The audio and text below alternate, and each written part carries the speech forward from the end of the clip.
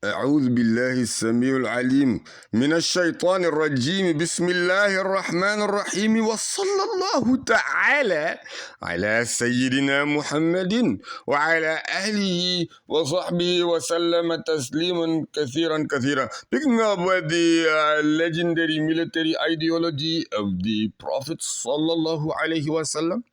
We're getting it from the door of the city of knowledge, none other than the commander of the believers during his era, Sayyidina Ali ibn Abi Talib, radiyallahu anhu, after completing the era of Sayyidina Uthman bin Affan, Dhu Nuraini, the owner of the two lights, as he was known, also one of the Ashra Mubashirina bil Jannah, one of the 10 blessed glad given glad tidings of entering paradise, also which was the military empire of Rasoolu'Allahi sallallahu alaihi wasallam's legacy, and that, of course, was from none other than Faruq himself, Umar ibn al-Khattab, radiyallahu anhu, from the legendary military government of Rasulullah sallallahu alayhi wasallam, his era. And of course, we have completed the legendary military legacy, which begins with the era of Sayyidina Abu Bakr Siddiq. In other words, as he succeeds Rasulullah sallallahu alayhi wasallam, and back then it was known for being the successor or the representative of Allah, Khalifatullah. So we have covered as to how or why that change. Yours truly needs to be quoted there and cited for resources. Feel free to reach out. And we're picking up from page number 517. Your humble orator is Muhammad Israel. And excuse me, we still have covered the legendary military career of the Prophet sallallahu alaihi wasallam, and that began with the Madani period. Again, many do not understand that he had been involved in, directly or indirectly, with over 80 military engagements. So very important. We did try to pick up though on 3.2.2F. Adultery of the Christian woman.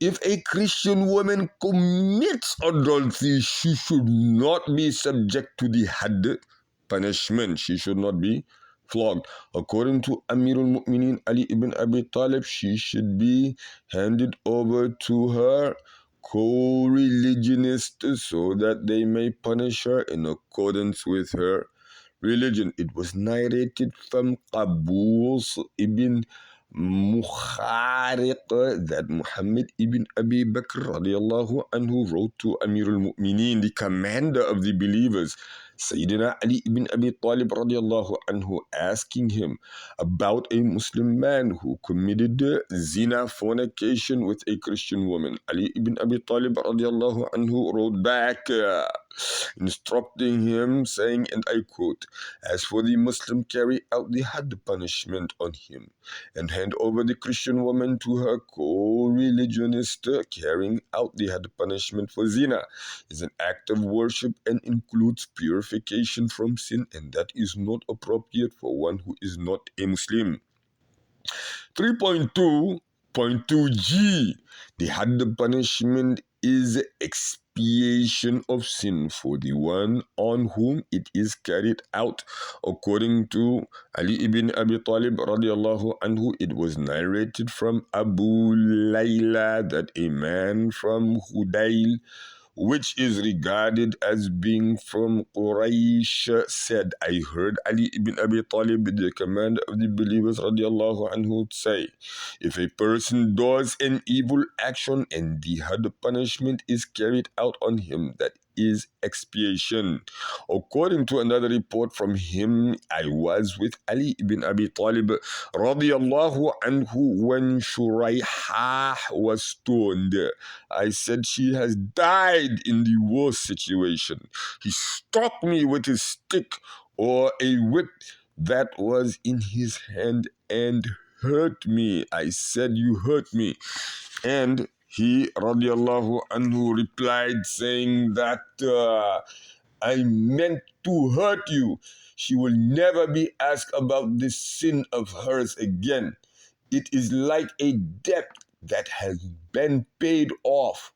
The evidence for the view of Amirul Mu'minin Ali ibn Abi Talib, the commander of the believers, is the saying of Ubaidah ibn Samit, which says, we were with the Messenger of Allah sallallahu alayhi wasallam, peace and blessings be upon him, in a gathering. And he said, whoever does any of that and is punished for it, it is an expiation for him. Whoever does any of that and Allah Jalla Jalaluhu conceals it for him, then it is up to Allah Jalla Jalaluhu. If He wills, He will pardon him.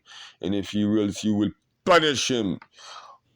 One of the aims of Sharia is to protect honor and lineage. Okay, is to protect honor, the lineage. Not protecting them results in evils that occur because of neglect and transgression. So we have a lot of that actually. In so many parts of the world, where the lineage is a taboo on the offspring.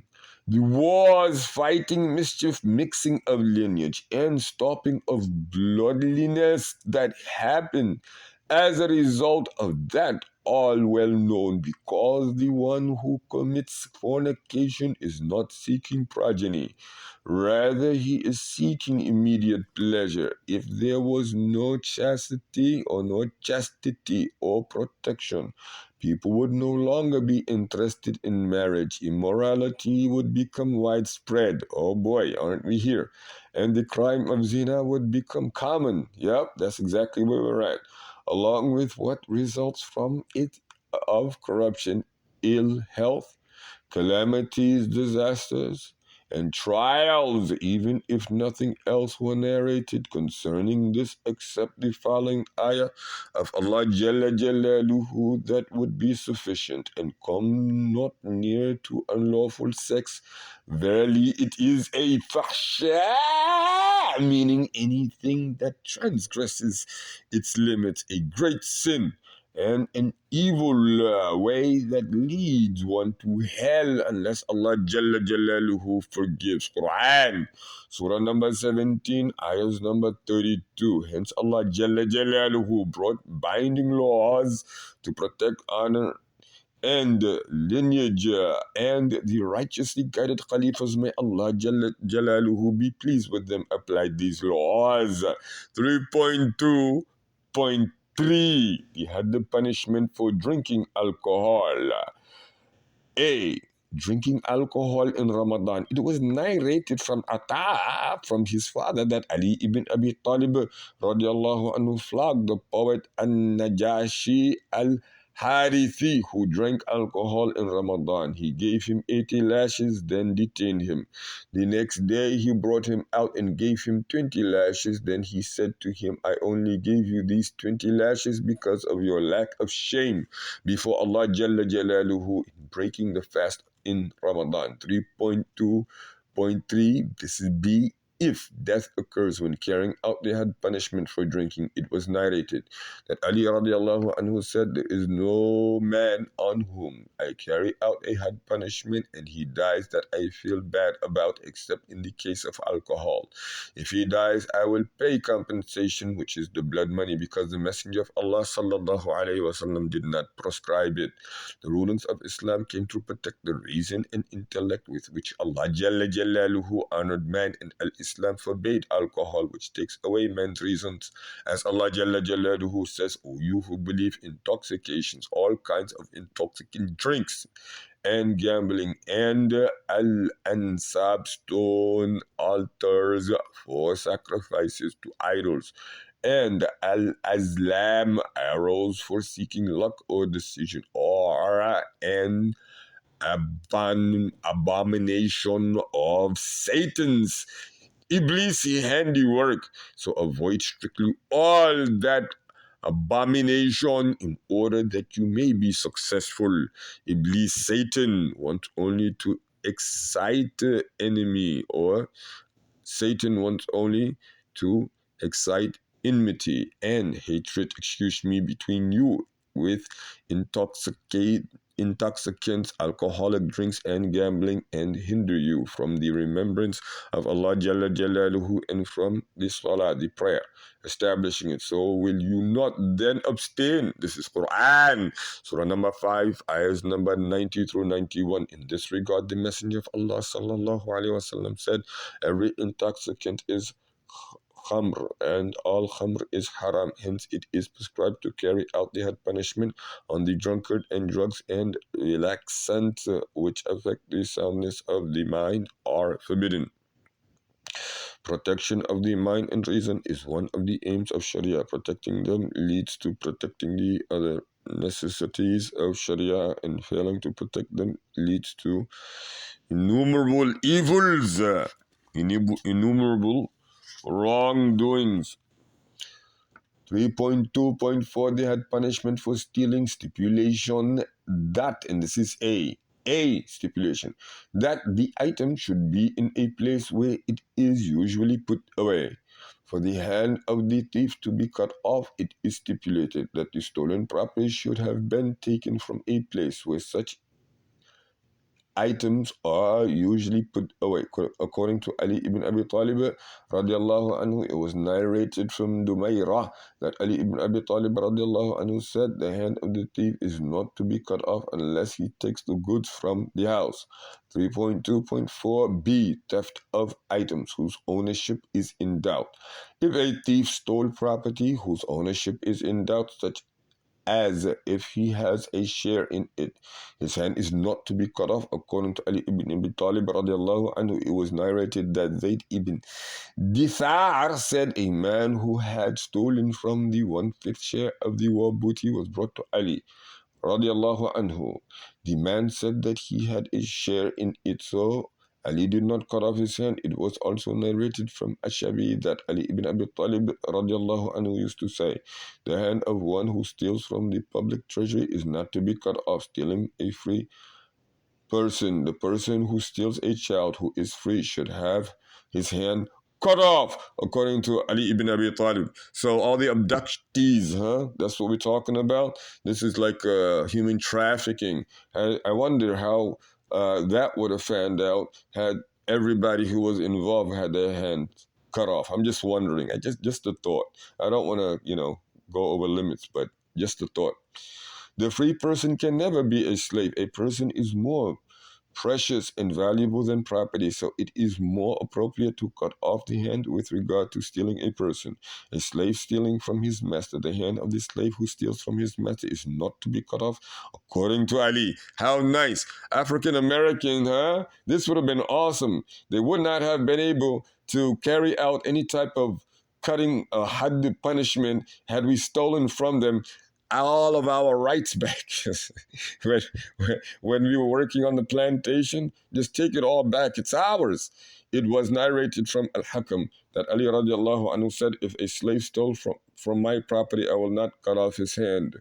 Proof of theft. It was narrated also from Ibn Qudama that according to Amir al-Mu'mineen, theft is proven by the testimony of two witnesses, or if the thief confesses twice. It was narrated from Ikramah ibn Khalid radiallahu anhu, who said Ali did not cut off the hand of a thief unless witnesses were brought and gave testimony. In the meantime, he would detain the accused. If they testified against him, he would cut off his hand. But if they did not give testimony, he would not let him go. On one occasion, a thief was brought to him, and he imprisoned him until the next day when he summoned the two witnesses. It was said that one of the witnesses did not show up, so he let the thief go and did not cut off his hand. It was narrated from Al-Qasim ibn Abdurrahman from his father that a man came to Ali ibn Abi Talib radiallahu anhu and said, I have stolen. Ali radiallahu anhu said, cut off his hand, for he has testified against himself twice, and I saw his hand hung from his neck. Inshallah, we will stop it here at page number 521. سبحانك اللهم وبحمدك وتبارك اسم ربك وتعالى جدك ولا إله غيرك ولا حول ولا قوة إلا بالله العلي العظيم. سبحان ربك رب العزة عما يصفون وسلام على المرسلين والحمد لله رب العالمين.